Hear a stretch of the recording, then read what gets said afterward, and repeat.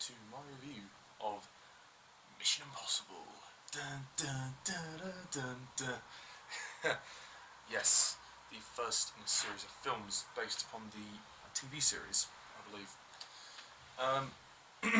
Yes, and the first of many movies to star Tom Cruise as Ethan Hunt. So yeah, I'm gonna read the plot of IMDb because it's a bit confusing. So, the plot is that there's a group of agents that are sent on a mission into Prague. They're from IMF, like this international kind of agency, and they're secret agents. They go undercover, they do missions and stuff. And the main character is Ethan Hunt, and Ethan is under the impression that all of them are murdered, so the mission has to be aborted. And then Ethan is framed for murder by somebody who he doesn't even know who it is, and then he has to go on this journey to find and recover the disc that he was meant to recover with some kind of data on it. I'm not entirely sure, and he has to find out who is the suspect that has framed him for murder. So yeah, it's a pretty good thriller. And he has to use unorthodox methods, and he goes to his arms dealer called Max, played by Vanessa Redgrave, who he asks for $150,000 for, so he can get all this equipment, so he can go undercover and get the disc and download all this data and go on this long journey and stuff. So yeah,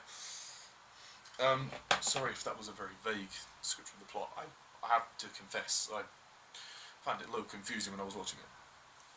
So yeah, Mission Impossible, yeah, the original film, which was released in 1996, so wow, 19 years ago, nearly 20 years ago, quite impressive. So yeah, it's good, it's pretty good. I don't think this is a great film, but it is good. I don't necessarily think that it's the easiest film to follow, as I've just said. It's a very intriguing film. This is the first of 5 films. Obviously the 5th one's coming out soon, so I thought I'd start reviewing these, and much sooner than I'd anticipated, obviously, because something's come up. I'm not going to be in this home for much longer. So soon, my future videos, you'll see me in a different room. I'm moving house. Yes, in a few weeks. So I wanted to get these reviews out there as quickly as possible. Sorry if there's going to be a lack of content in the next couple of weeks.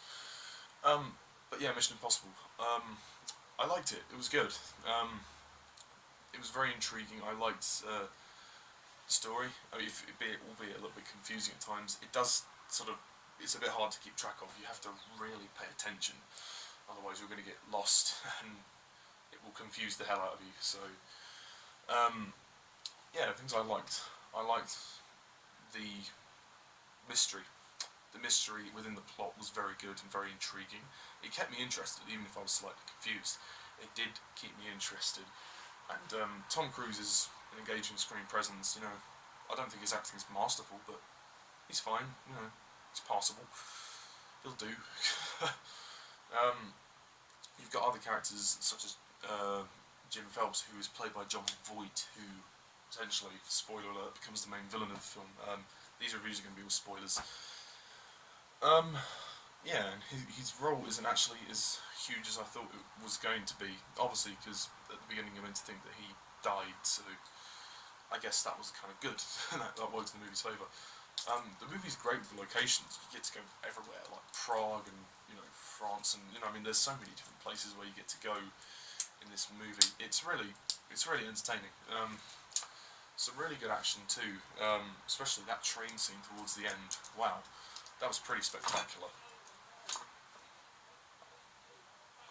I mean, yeah. Sorry, I lost track of what I was going to say. The cast are pretty good. There's nobody that really stands out apart from John Voight and Vanessa Redgrave, who plays the arms dealer, Max, as she's called. She was a good character. She was in a couple of scenes, and I thought her and Tom Cruise had the best chemistry on screen, which is surprising considering the main female lead, I don't know her name, but who plays Claire, she's all right. Her acting's a bit wooden, I think, but she's attractive. My God, she's attractive. But yeah, it's quite good at the beginning. It kind of really throws you in. Like, there's so much suspense. It's very tense. It's like you see all the people die at the beginning, and you're like, whoa, what am I to make of this?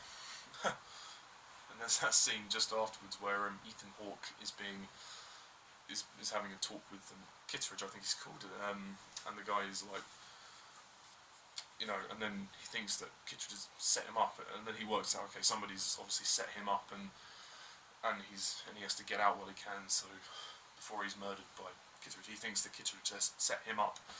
So I like that moment just before the glass smashes and all the water comes flooding down, and Ethan makes a run for it.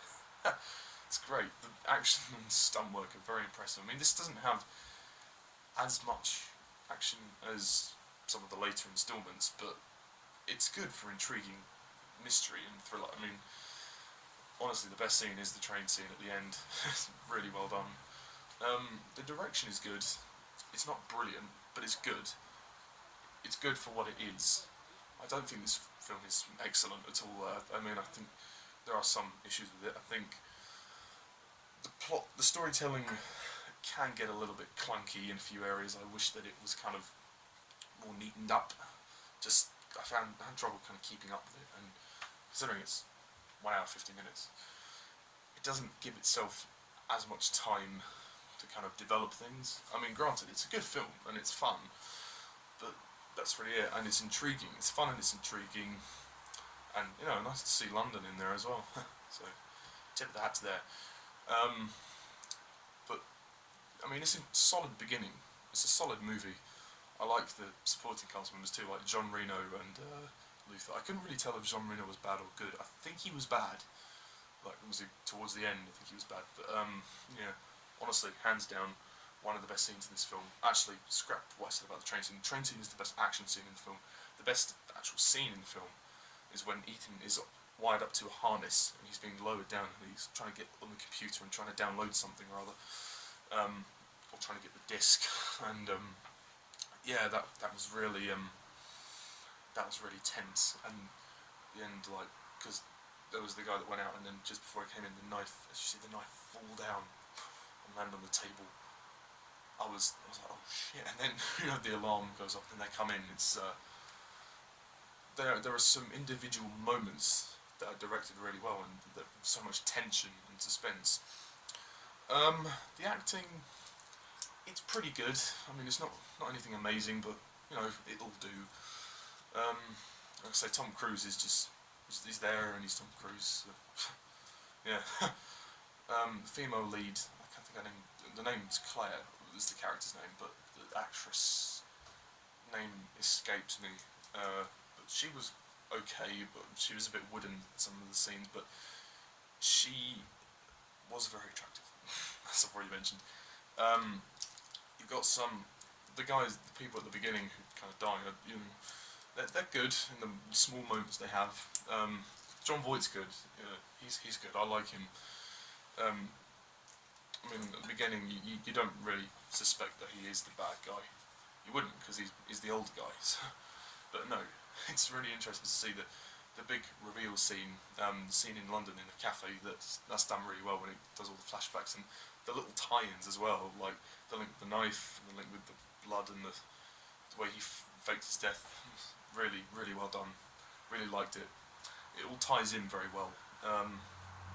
Like I said, the climax on the train is great, and the scene on the train is good too, like when Claire dies and when there's the big kind of fight between John Voight and Tom Cruise. It's well done. It's well done. The movie's not perfect though. It doesn't have the I don't know how to say it. It doesn't have quite such a finesse that maybe the later installments do. I mean, it's a good film. It's good. It's good to start the series, but it's very kind of meat and potatoes. It's like this is what you get. It's kind of straightforward. But apart from the plot, the way we're moving this is kind of in a straightforward thing. Was it's meat and potatoes. It's fairly basic. Although the plot, I think the movie needs a little bit more time just to explain the plot. Also, is it just me, or does everyone speak really quietly in this film? I could struggle to hear some of the dialogue. People tend to whisper with the dialogue. Whether that was just in the editing, they didn't bother turning it up. And of course, you have the classic music, the dun dun dun dun dun dun dun dun dun. Very good theme.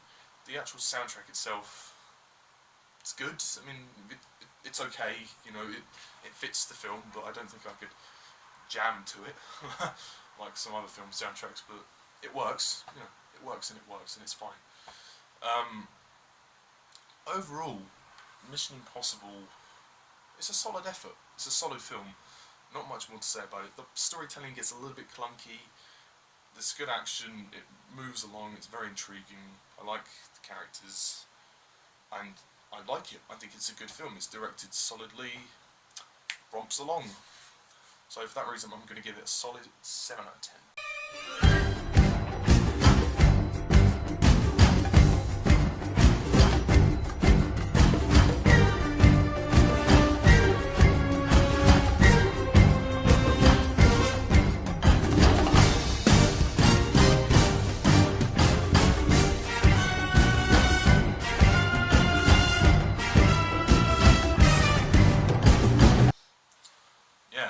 Didn't really have much to say about it. So that's my review of Mission Impossible. Do you agree? Do you disagree? Put your comments down below, let me know. Tune in for my next review, which is going to be Mission Impossible 2, which I will do as soon as I can. Bearing in mind I'm going to be moving house soon, so I'll try and get the next 3 reviews done as soon as possible. 4 reviews, because there's Rogue Nation, which looks really good actually. I mean, I'm moving house. Whether I can do that before or after the move, I don't know. But we'll see. We'll see how it pans out. So yeah, next review is Mission Impossible 2. I also got to finish Terminator Salvation, and then review Genesis, and then do the ranking for Terminator as well. So stay tuned for those. And once I've done with Mission Impossible, I may possibly be reviewing the Godfather films, if I can get them. That is. If not, I will find something to review. There's always something out there. Anyway, I've got to review Ted as well, because Ted 2 is coming out. So many franchises. So yeah, thank you all for watching. As always, I'm Mr. Thomas 11. See ya.